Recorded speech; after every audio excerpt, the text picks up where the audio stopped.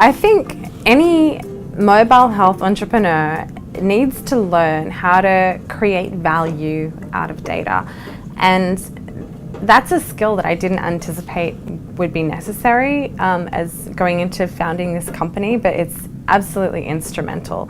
And that how to create value out of your data operates at a couple of levels. One is at a interactive, at the patient app level. Your data can be a huge competitive advantage if you're using it within the app.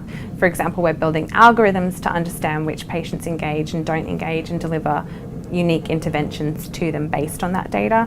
At a clinic level, how can you display that data in a way that is so enticing for a clinician that they would really miss not having it, and it's a core part of their decision making.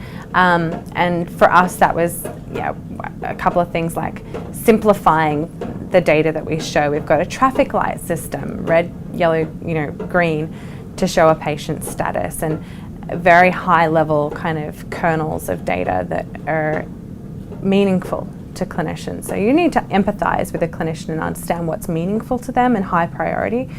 But then I didn't realize my scientific background and knowledge of statistics and SPSS is really valuable. I've used that a lot, particularly in generating reports for providers, as well as in writing scientific papers. And even just understanding our data better ourselves. Like, you need to understand your users and which ones are responsive and not through running analyses with your own data. So your company needs to be a knowledge hub, basically. And you should, if you can have a scientist on your team that has some of the background and knowledge of those skills, it will be an asset.